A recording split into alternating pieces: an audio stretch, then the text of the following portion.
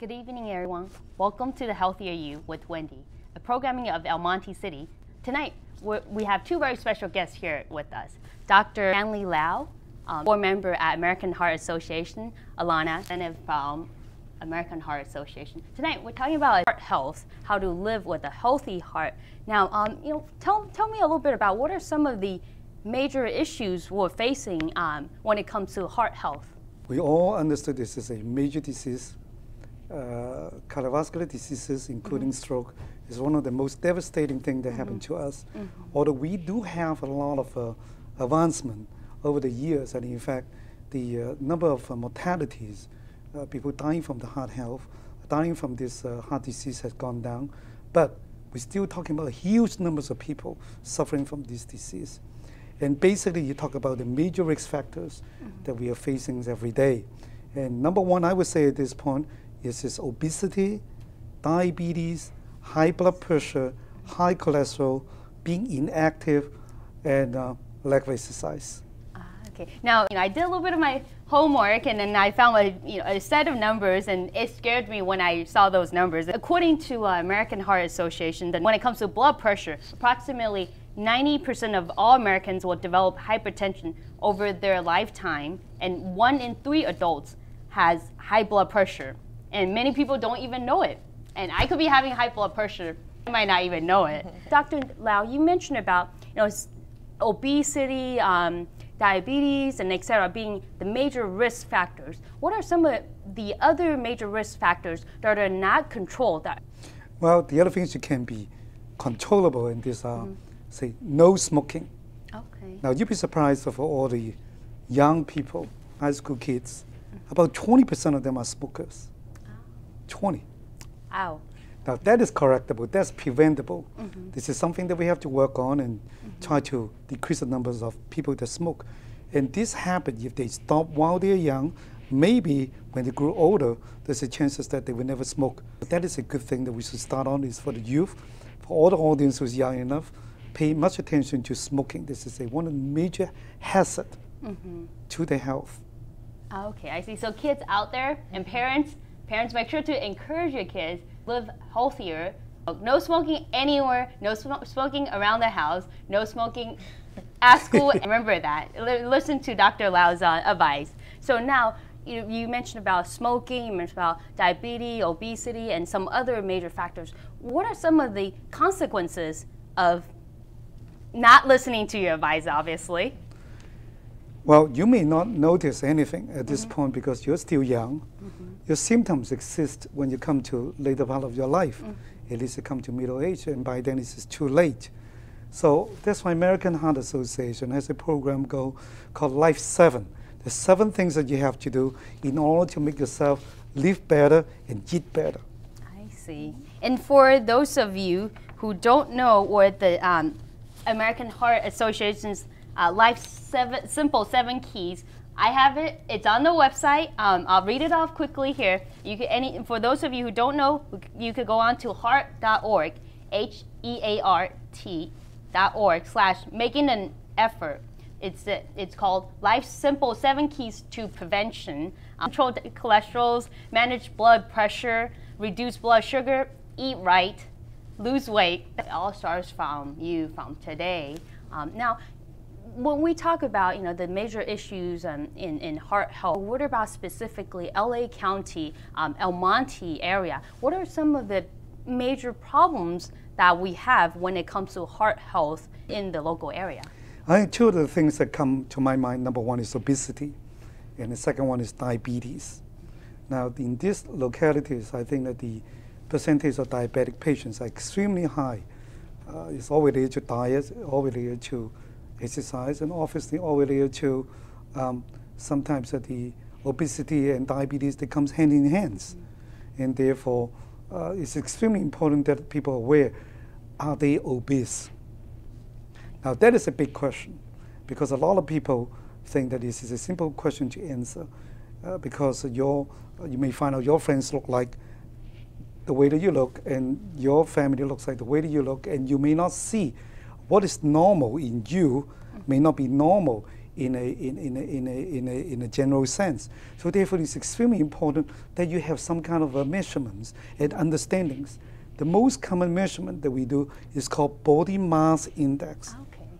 Now, what is a body mass index? A body mass index is a combination of height and weight. They combine together to form a number. And this number, and we accept that it's normal, is about 25. Okay, so in other words, anything which is 30, and clearly it is off the chart, and that is obese. So the first thing that we have to see ourselves is to say, are we obese? You accept the problem before that we can have a solutions. I see. So now when we talk about obesity, is that a prevalent issue among younger adults or youth, or the overall population? Is there a density amount, a certain age group when it comes to obesity? Absolutely. You would talk about the school district in this area. I would say at least 30% of the young kids in high school are classified by these criteria as obese. I see.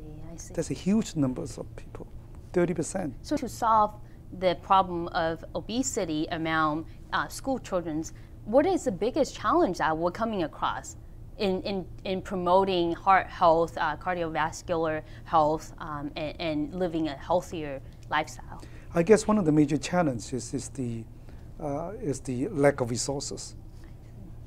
The lack of resources is important because it's actually easier to live a life with unhealthy diet than healthy diet. Having a inverted comma, eating right, incurs such a high cost to the family. So to have a bottle of soda is so much easier than to eat healthy, to have fruit, bananas, and vegetables, and to go to buy a hamburger is actually cheaper. And in fact, one of the biggest challenges in this area, and one of the biggest health or diet hazard in this area is instant noodles. I see. Instant noodles does taste pretty good. So you can easily buy, say, 3 packages of instant noodles for $1 or more. So I can understand this is tasty, it's actually filling you up, but imagine how much calories it contains, the fat it contains, and the sodium is contained. And this is really a food hazard.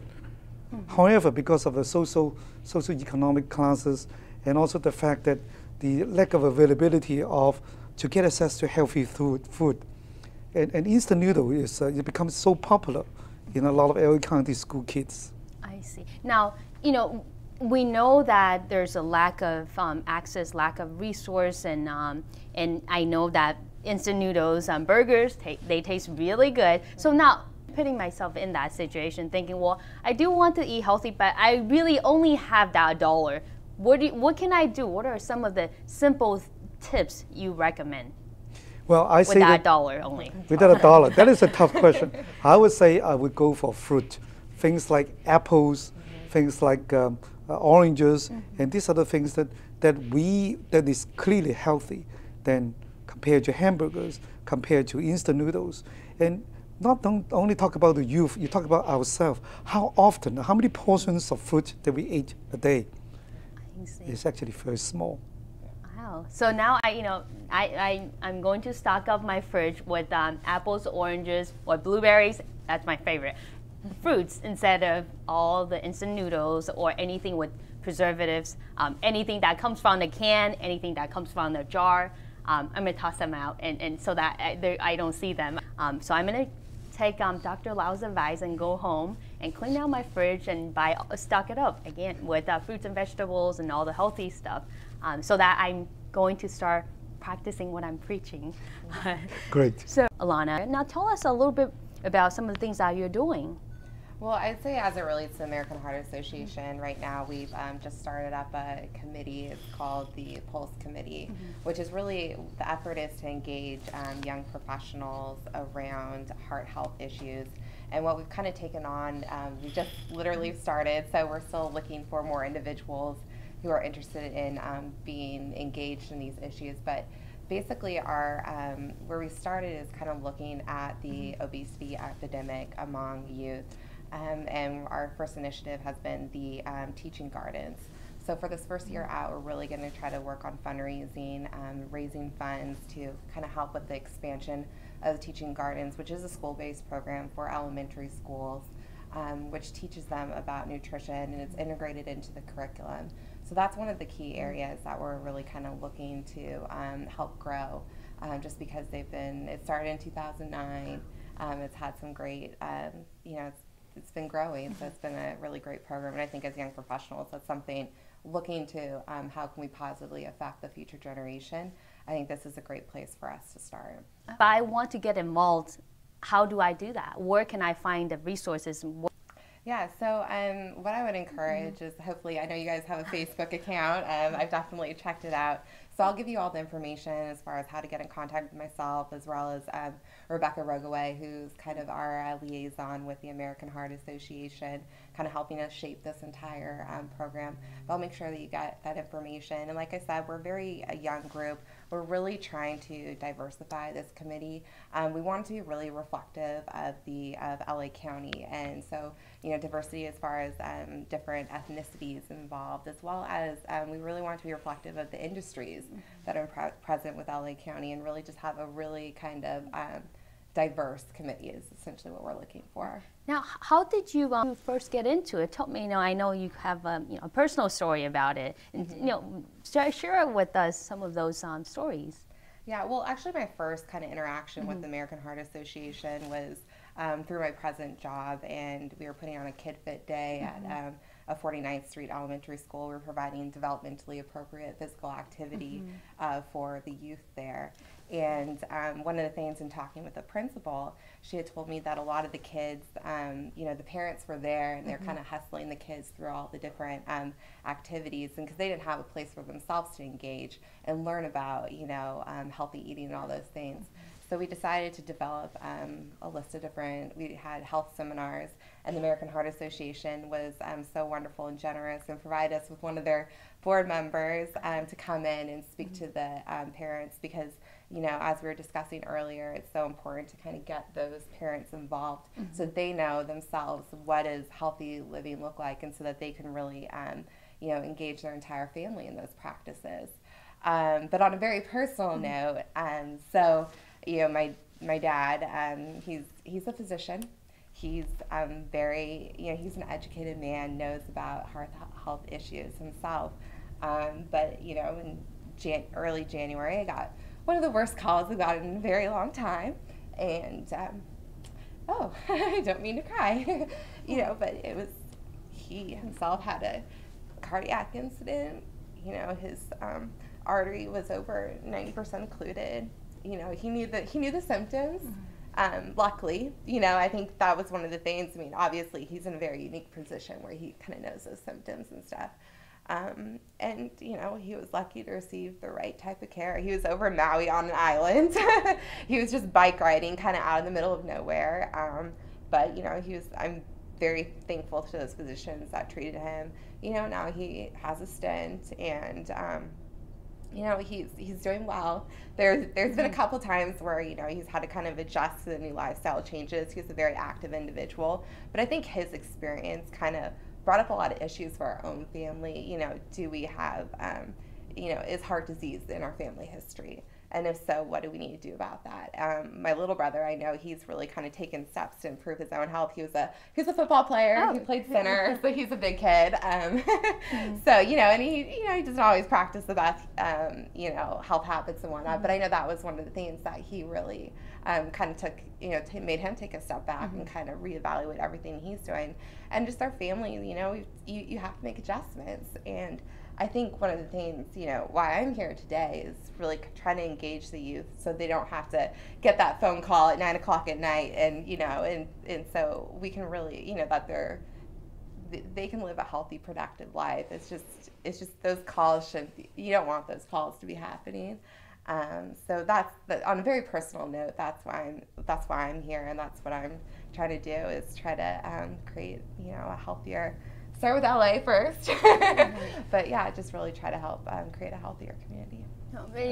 Thank you so much for sharing the stories, and it's amazing. And I know it takes a lot of strength, a lot of courage to be to live through that on a first-hand basis. And then I commend your courage, and I commend your dedication to making a difference to the communities out there. And your work, whatever work, everything that you're doing, it's amazing.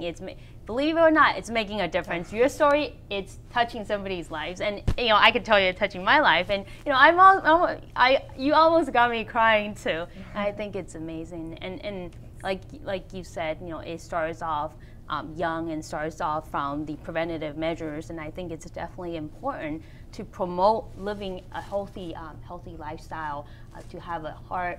And to live with a healthier heart, so that you don't have to go through that later on in the future. And it's not just about kids.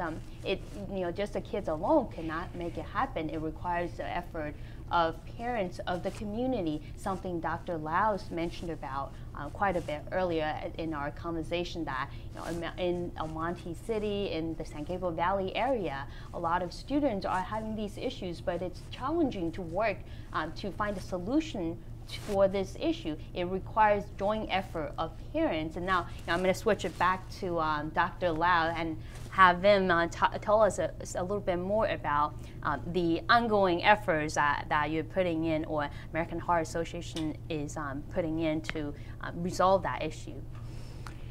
This is American Heart has a lot of programs and initiatives, and basically they try to make the awareness of all the people living in this area to understand heart problem is real, and it's also devastating.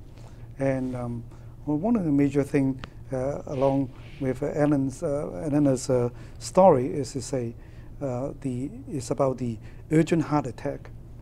Now, heart attack is also definitely life-threatening, but the American Heart has a phenomenal role in here for the last few years to improve the well-beings of those people who suffer from heart attack. Now, let me, for the audience who are just like me, who do not know the difference between heart attack and cardiac arrest, and Dr. Lau, told us a little bit about the difference between the two, and what are some of the common symptoms. The first thing is to say, heart attack is there's a sudden blockage of the blood vessels of the heart. Now, by then, it sounds like there's not enough blood going down to the muscle, therefore you have discomfort. Now, this discomfort can be described as a squeezing pain at the middle of the heart, and you will see people describing it as there's an elephant sitting on me. And there could be a squeezing tight pain and sitting at the top of the heart associated with difficulties in breathing, sweating. That is the early signs and symptoms of heart attack. Heart attack means a blockage in the blood vessels. However, when we come to women, we have a lot of problem, because a lot of time women do not present it with chest pain. They present it with chest pain, maybe in the shoulder, discomfort in the left side of the chest. Sometimes they don't even have pain at all. They might have some difficulties in breathing. This is especially more pronounced in diabetic patients. They could be silent, and all they have is unwell, not feeling right, something is happening. So that's all they have. Now, when this blood vessel blocked for too long, that there is damages in the heart, and these damages, we call it heart attack, or in a technical term called MI, myocardial infarction. Now, at the end, when the heart attack or the damages is big enough, the heart stops. And therefore, we call it cardiac arrest. Arrest means stop. Cardiac arrest, the heart stop. And definitely this is the event before death. So this is very life-threatening when you come to this. So there's a chain of events, they're starting from the blockages and how people behave. But nonetheless, for all those people who is watching us, one thing that you never hesitate to call 911 is chest discomfort, something severe, something very bad. Call, because we have a program in the county called STEMI program that can immediately take you to a certain centers that is certified, and there are cardiologists that stand by. In half an hour, your blood vessel would be open. So Now, does that the heart arrest and cardiac arrest? Do these happen to do these tend to happen to a certain age group? This is a big spectrum, and obviously the older we are, the more likely that we suffer from this. But it does not mean young people will be exempted. The youngest patients I saw who had a heart attack is as young as 16 years old. 16, wow. You will never believe it, 16 years old. And the other one is a 21 years old female. So being young does not mean you're exempted from this. And therefore you have aware that if something really happening to you, first thing first, get onto the phone, call 911. I see. So like what Dr. Lau mentioned, don't ever hesitate to call 911 when you feel discomfort and, with your chest, heart arrest versus cardiac arrest. And it's important to really, when it happens, call 911. And it doesn't just happen to seniors, it happens to everybody, just like what Dr. Lau's mentioned. It could happen to a 16-year-old. So now for those of you watching, it's important to, when you don't get there, you don't want to get there, but it's important to take preventative measures ahead of time. Get involved if you could.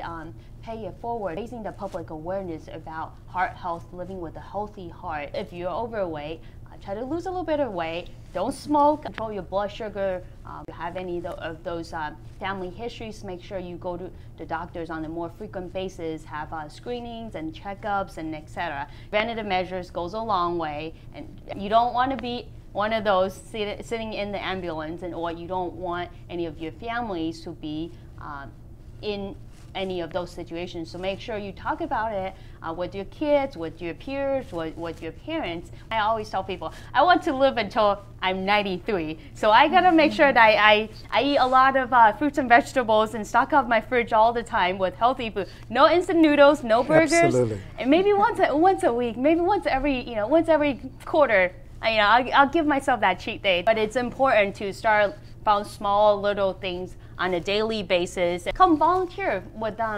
American Heart Association. Today we talked quite a bit about it, and I want to thank American Heart Association Los Angeles Division for all the great work you are all doing to make sure that we as a whole, as a community, as a society, advance forward and live a happy and healthy life. And for the audience watching, thank you for tuning in to Almonte TV Channel 3. Thank you, and I'll see you in a couple of weeks.